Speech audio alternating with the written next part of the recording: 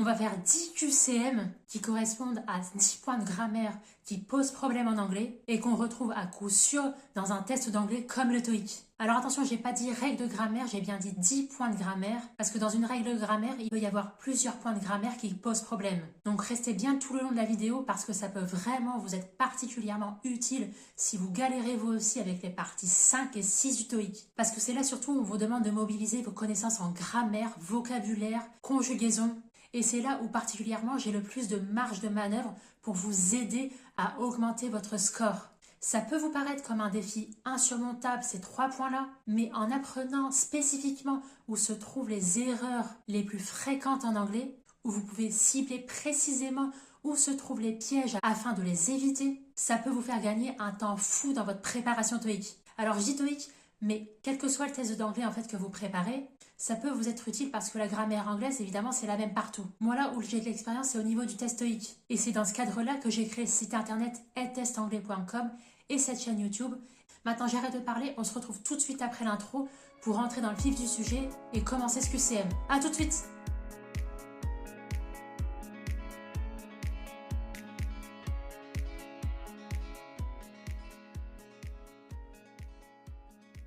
Donc, on commence ici. The company introduced le mot à trouver, to improve productivity and employee satisfaction. Donc, tout d'abord ici, vous savez en fait que vous allez devoir retrouver un nom commun parce que vous avez le new, un adjectif, plus le mot à trouver. Et ça va être forcément un nom commun parce que vous avez le a au début et au milieu, vous avez le new. Donc, ce que vous allez faire dans un premier temps, vous allez procéder par élimination. Dans la phrase ici, il s'agit d'améliorer la productivité et la satisfaction des employés. Donc en fait, il s'agit parmi les propositions de réponse soit d'un nouveau plan à trouver ou d'un nouveau travail. Ici, en toute logique, ça ne peut pas être planning, le nom commun, parce que dans la proposition 4, planning work, planning, il est situé au milieu. Donc il n'a pas le rôle d'un nom commun ici. Ce n'est pas non plus un nouveau travail qui améliore la satisfaction des employés, mais plutôt une nouvelle façon de travailler. Donc par élimination, il nous reste donc les réponses 1 et 2, ce qui nous amène forcément à un nom composé à trouver ici. Parce que ces deux mots-là, ce sont tous les deux des noms communs qui sont reliés côte à côte, qui ne changent pas de forme. Donc on doit bien retrouver un plan de travail, parce que plan ici, c'est le nom commun, étant donné qu'il se situe en dernier. Donc, ce qui nous amène à la réponse 2, qui est correcte ici. Donc, en anglais, lorsqu'on veut construire un nom composé, c'est assez particulier. L'ordre des mots est inversé par rapport au français. Mais par contre, les noms ne changent pas d'orthographe, contrairement aux adjectifs. Donc, retenez bien ça. C'est important d'avoir en tête comment former des noms composés. C'est assez perturbant par rapport aux adjectifs. Donc là, je vous ai mis la traduction si vous voulez faire une capture d'écran. On enchaîne directement avec la deuxième phrase à trop. They booked le mot à trouver, cabin. Alors là, par contre, c'est clair ici. Cabin, c'est le nom commun. Et ce qu'on doit rechercher au milieu, c'est une série d'adjectifs. Donc dans cet exemple-là, on constate qu'on doit rechercher plusieurs adjectifs dans le bon ordre, parce qu'on a déjà dans l'énoncé le nom commun a cabin. Donc là, en toute logique, on va devoir suivre la règle des adjectifs en anglais. C'est ce qui va venir caractériser le nom commun a cabin. Alors par contre, une remarque importante ici, vous avez, regardé dans la phrase à trous, vous avez an, an. En effet, en anglais, c'est soit E ou soit N. Et ce qui va déterminer que vous allez choisir soit l'un ou l'autre, c'est le mot qui le suit. S'il commence par une voyelle, donc les voyelles A, E, I, O, U, on doit utiliser an. Par contre, pour les mots qui commencent par une consonne, ce sera A. Et ici, dans l'énoncé, vous avez clairement un. Donc forcément, par élimination, c'est soit la réponse 1 ou la réponse 4. Donc on a procédé, maintenant on en a viré 2, il nous reste 2 choix de réponse possibles. Il s'agit maintenant là de rechercher l'ordre exact, l'ordre correct et la place correcte des différents types d'adjectifs en anglais qui va caractériser le nom commun, ici cabine. Alors ça, il n'y a pas de secret, il faut apprendre par cœur, c'est l'ordre des adjectifs en anglais. On commence par l'âge, la taille et le matériel. Donc il y a toute une série de différents adjectifs où vous devez connaître l'ordre exact. Vous pouvez récupérer mon e-book avec les 10 premiers pièges gratuits. Je vous donne la liste de tous les adjectifs qui viennent dans l'ordre. Donc là, à titre d'info, si vous voulez faire une capture d'écran, je vous mets la traduction. Donc on enchaîne. The HR director says that le mot à trouver a great opportunity to develop soft skills. Donc là, tout d'abord, vous avez la structure says that qui indique en fait qu'on attend une phrase complète avec sujet-verbe. Après, on a great opportunity, donc on doit trouver la traduction de c'est en français. C'est it is. En anglais, ça se dit it is. Par ailleurs, it's, ici dans la proposition 1, c'est à éliminer directement parce que c'est un adjectif possessif. C'est la traduction de son, ça, c'est en français. Donc il ne peut pas être suivi de l'article, de l'adjectif et du nom commun. Donc ça, c'est avéré direct. Ça ne voudrait rien dire. Donc franchement, attention à cette confusion vraiment courante en anglais entre it's et it is. Alors on va poursuivre avec les autres propositions de réponse. It is been. Alors on a le début it is, mais aussi c'est rajouté been. Donc c'est totalement faux parce qu'on ne dira jamais en anglais it is been pour exprimer une action passée. On dirait it has been. Mais ce n'est pas du tout ce qu'on veut ici. Nous ici on recherche it is. Ensuite on a it has. Donc c'est faux aussi parce qu'il faut obligatoirement un participe passé derrière. It has been, comme expliqué juste avant. Donc là, ce qui nous reste ici comme proposition de réponse, c'est it's. It's, la troisième proposition de réponse, qui correspond à la forme de contractée de it is. Entre parenthèses, c'est aussi la forme contractée de it has, mais ici, cette proposition de réponse-là, elle est adaptée à cette construction de cette phrase ici. Ça colle bien avec le reste de la phrase « It's a great opportunity ». Donc attention aux mots contractés en anglais, comme there, there. Il y en a quelques-uns comme ça, il faut savoir les différencier. On ne perd pas de temps, on enchaîne. Ensuite, the delivery truck, le mot à trouver, 2 hours ago, but the staff hasn't started unloaded yet. Donc tout d'abord ici, on a un indice en or qui nous indique 2 hours ago. Donc ça, c'est un marqueur de temps précis dans le passé, ce qui indique obligatoirement qu'on va avoir du prétérit simple. Donc ici, on ne cherche pas plus loin. Parmi les 4 propositions de réponse, c'est arrived. C'est la proposition 2 qui est correcte.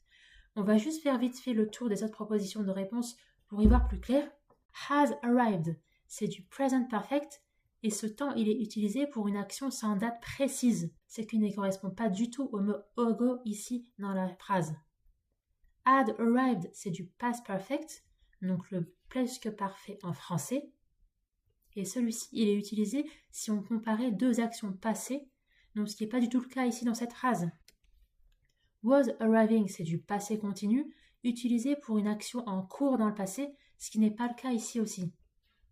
Donc, par élimination, c'est forcément le prétérit simple qui est la seule option logique ici pour exprimer une action clairement datée dans le passé. Arrived 2 hours ago.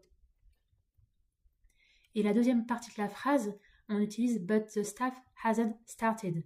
On utilise le present perfect, ce qui indique une action encore en attente dans le présent.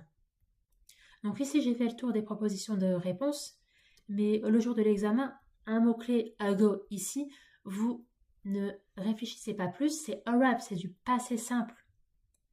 Ici, alors, il faut vraiment faire attention à ce piège courant en anglais de bien différencier le present perfect du prétérit. Et ce qui aide vraiment, comme je viens de l'expliquer, c'est d'identifier les marqueurs temporels comme ago. Donc, on a bien arrived qui correspond à la traduction de arriver dans le passé. Donc, on enchaîne sans plus attendre. Donc, numéro 5, le mot à trouver, the heavy rain, the flight departed on time. Donc, tout d'abord, après le mot manquant, on a the heavy rain. Il s'agit en fait ici d'un groupe nominal. Donc, l'article, l'adjectif, le nom commun. c'est-à-dire qu'il n'y a aucun verbe conjugué ici. Donc ça va nous donner un indice pour sélectionner la bonne proposition de réponse parmi ces 4-là. Donc en partant de ce constat-là, l'option although, ici, donc c'est la première proposition de réponse, ça ne peut pas convenir ici, car ça doit être obligatoirement suivi d'une phrase complète, sujet-verbe plus complément. Donc là, ici, ça ne convient pas du tout parce que c'est un groupe nominal qu'on a. The everyone, c'est un groupe nominal, donc ça ne convient pas avec although. Alors ensuite, en numéro 3, on a even though. Ça suit exactement la même règle que although. Donc aussi là, il faut une phrase complète pour pouvoir le sélectionner, ce qui n'est pas le cas ici. Alors on va terminer avec le numéro 4, because of. C'est la traduction de parce que. Ce n'est pas une opposition, donc ça ne convient pas du tout au sens de la phrase. Donc celui-là aussi, on peut le virer direct. On ne peut pas dire en fait que c'est à cause de la pluie que le vol a décollé à temps. Donc ce serait illogique. Donc par élimination, il nous reste donc la proposition 2, despite, parce que c'est la seule forme grammaticale ici qui colle à ce cas-là. J'en ai fait un rappel complet dans mon e-book d'ailleurs. Donc pour choisir entre despite et although, il faut bien vérifier la nature des mots qui suivent. C'est très important pour pouvoir être en mesure de sélectionner la meilleure réponse. Et tous ces petits mots-là, despite, in spite of, although, even though, ça revient beaucoup au TOEIC. Donc on enchaîne avec la 16e phrase à trous. I'll call you, mot à retrouver, the system update is complete. Donc là, tout d'abord, ici, le plus facile à faire, ce que je ne recommande pas en temps normal, c'est de traduire la phrase. Donc ça, c'est très simple. Je t'appellerai quand la mise à jour du système sera terminée. Donc là, on ne cherche pas plus loin. C'est la traduction de when, c'est quand, et c'est tout. Et en fait, ça, ce genre de questions, ça fait partie des questions les moins difficiles dans un test d'anglais. Vous devez vite les expédier pour gagner le maximum de temps durant l'examen. Donc ici, ce que je tenais à relever comme piège à éviter, c'est de ne pas confondre les différentes fonctions de when avec par exemple which, who, surtout dans les phrases complexes au futur, mais ça c'est l'objet d'un autre piège plus en détail et plus compliqué. Donc là, juste à titre d'information, la traduction. Ensuite, on enchaîne I am doing the right thing, le mot à trouver. Donc tout d'abord, ici, on constate qu'on a affaire à une question tag. Ce qu'on recherche, c'est un tag, la traduction de n'est-ce pas. Alors, n'est-ce pas, c'est toujours le même mot qui revient en français. Par contre, en anglais, je vais vous expliquer vite fait après. Les question tags, en fait, tout d'abord, c'est un point de grammaire à absolument connaître en anglais. Comme je viens de le préciser, à chaque fois ça change. C'est pas comme le français où c'est n'est-ce pas à chaque fois la traduction. Et en fait, le truc, c'est que si vous savez comment ça se construit une bonne fois pour toutes, vous ne ferez plus jamais la même erreur. Alors, je vous explique vite fait. Quand la phrase principale, elle est affirmative, le tag à la fin de la phrase, il doit être négatif. Donc là, c'est ce cas de figure qu'on a là, ici. Par contre, et si la phrase principale est négative, là, à la fin, le tag, il doit être positif. Donc, comme expliqué, la phrase principale ici, elle est affirmative, I am doing. Donc, forcément, la question tag, elle doit être négative. C'est l'inverse, en fait. Normalement, en temps normal, on reprend l'auxiliaire qui est utilisé dans la phrase principale. Ici, c'est am. Pour former ce tag, ce serait, en toute logique, am, not I. Par contre, ce mot-là, il n'existe pas en anglais. C'est un piège courant. Et la traduction, en fait, ça va être l'équivalent de on. C'est l'expression figée pour la première personne du singulier. C'est un gros piège ici. C'est une exception grammaticale fixe uniquement pour la première personne du singulier avec be au présent. Donc ça, c'est à absolument retenir cette spécificité à cette première personne du singulier. Vous devez jamais reprendre dans le tag I am. Donc là, ici, on poursuit avec aussi les question tags. C'est un autre point de grammaire qui correspond à la même règle de grammaire. Rappelez-vous, c'est ce que je vous avais expliqué au tout début de cette vidéo. je ne reprends pas forcément à chaque fois une règle de grammaire, non. Dans une règle de grammaire, il peut y avoir différents points difficiles. Donc là, on va continuer les question tag avec également une question piège. Donc la phrase à trous, I'll be part of the presentation team. Donc on recherche la traduction en français de n'est-ce pas. Alors faites attention, ici on a la première personne du singulier I.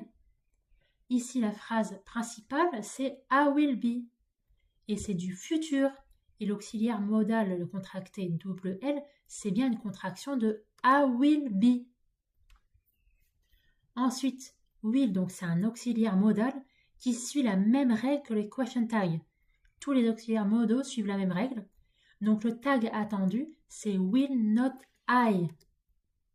Ici, c'est 7 choix de réponse qu'on doit sélectionner.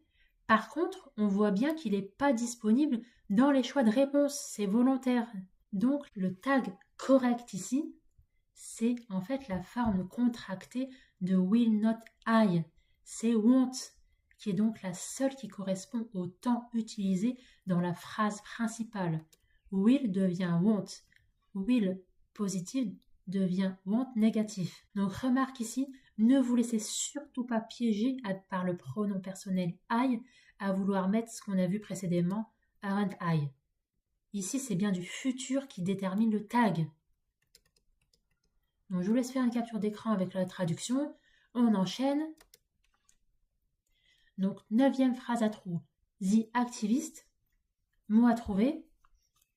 The audience, that urgent action was needed. Donc, tout d'abord, dans cette phrase, on voit que le verbe ici, c'est suivi directement d'un complément de personne. The audience. Donc, on attend, en fait, on veut chercher la traduction de a dit. Il a dit. Donc, on attend une structure type du verbe. Plus quelqu'un, plus que. Donc là, ici, en anglais, say et tell, c'est vraiment des erreurs fréquentes. Et en fait, il ne faut pas chercher midi à 14h ici. Ça correspond à la construction du verbe tell et pas say, qui doit toujours être suivi, lui, d'un objet indirect, donc une personne. Tell someone that. Donc, told, ici, c'est la deuxième proposition de réponse. C'est la seule, en fait, qui est grammaticalement correcte, car elle suit la structure attendue, told, donc the audience, that, plus le reste de la phrase. Donc là, comme j'ai précisé, c'est un peu compliqué ici, donc je vais revenir vite fait sur les autres propositions de réponse et pourquoi elles sont incorrectes. Donc c'est aussi une traduction de a dit. Par contre, c'est pas correct ici parce qu'on peut pas dire the activist said the audience. On peut pas enchaîner direct sans utiliser le to. Il aurait fallu dire say to the audience. C'est tout, retenez bien que c'est et tout ne doivent pas être séparés. Alors ensuite, dans le même registre, la troisième proposition, told to, c'est également faux, parce que tell ne prend jamais de to, lui, par contre, entre le verbe et la personne. On dit told someone, et jamais told to someone. Donc ça, c'est vraiment une erreur fréquente en anglais, et c'est des points de grammaire, des points piégeux, qui reviennent beaucoup au TOEIC, par exemple. Alors, dernière proposition ici, says. C'est pas correct non plus grammaticalement, parce que le reste de la phrase est au passé par contre. Là, on a un problème de conjugaison. En effet, on a was needed à la fin de la phrase, donc la verbe doit être au passé aussi. Donc attention aussi au temps, faites attention, il faut vraiment prendre en compte tous les paramètres. Donc récapitulatif, ne jamais dire said me ou told to me. Ce sont des erreurs fréquentes. Il y a vraiment une confusion entre ces deux structures, c'est et tell. Donc je reviens vite fait sur la traduction si vous voulez prendre une capture d'écran. Et on enchaîne avec la dernière phrase à trous. Alors là ici pour la dernière phrase à trous, we have, donc la traduction de un peu ou peu en anglais, water left, it should be enough for one more table. Donc tout d'abord ici, donc je reviens sur la confusion courante en anglais, on doit trouver la bonne traduction pour qualifier water. Donc ce qu'on sait déjà dans un premier temps, c'est que water c'est de l'eau, et c'est un nom qu'on ne peut pas compter. Donc il est indénombrable, en fait, comme en français, en fait. D'office, on peut virer les deux traductions de few et a few, qui s'utilisent uniquement avec des noms qui sont dénombrables. Donc on peut compter chairs, clients, on va les mettre avec ces mots-là. Alors maintenant, on a viré ces deux-là, il nous reste deux dernières traductions de un peu ou peu. Et en fait, la différence, en fait, ça va être au niveau du sens exprimé. Little, en fait, sans le A avant, c'est la traduction de trop peu, c'est-à-dire dans le sens où un sens plutôt à une connotation négative. Tandis que a little, ça va être dans le sens c'est suffisant, c'est assez en fait, ça suffit. Alors, entre parenthèses ici, ces deux traductions avec le A avant, ça correspond en fait au même sens avec les traductions de few. Few, un peu, ça va être une connotation négative. A few, ça va être dans le sens c'est suffisant, c'est assez. Mais ça, je vais pas revenir en détail sur few, là on est focalisé sur little. Donc on va revenir à la phrase. Si on reprend la deuxième partie de la phrase, it should be enough. Enough, c'est la traduction de assez. Donc ça suggère une quantité qui est suffisante. Donc forcément, ce n'est pas une connotation négative. Donc on va rechercher un mot qui est positif ou neutre à la rigueur. Et parmi les deux little, et donc ici ce qui fait sens, c'est le little avec le A avant. Ça signifie peu d'eau, mais dans le sens suffisant, ce qui est parfaitement cohérente avec le reste de la phrase. Donc on arrive en fin de vidéo. J'ai un peu de mal à parler. Par contre, je vais terminer. Donc le piège ici à faire attention, c'est de bien repérer tout d'abord dans un premier temps si le nom commun qui le suit, il est dénombrable ou non. Donc ça, c'est le premier point. Ensuite, le deuxième point à faire attention, si vous avez le choix parmi toutes ces traductions de un peu, c'est le ton de la phrase. Là, il est plutôt neutre, voire positif. Donc ça suggère l'utilisation de a little. Donc voilà, on a terminé avec cette vidéo. C'est le premier du genre. N'hésitez pas à me dire en commentaire les problèmes de grammaire que vous rencontrez et je ferai le même type de vidéo en vous expliquant concrètement, avec un exemple concret, pour vous aider à mieux comprendre et surtout à mieux vous entraîner pour un test comme le TOEIC. Et n'hésitez pas, si vous êtes encore là, à récupérer mes 10 premiers pièges en PDF pour avoir tout sous les yeux. Alors, ce que je tiens à préciser, c'est que les exemples en plus que j'ai présentés dans cette vidéo, ils sont différents de l'e-book pour diversifier au mieux votre apprentissage, pour pas que ça fasse doublon. Voilà, je vous dis à très vite sur une nouvelle vidéo et très bon courage dans votre apprentissage de l'anglais. À très vite!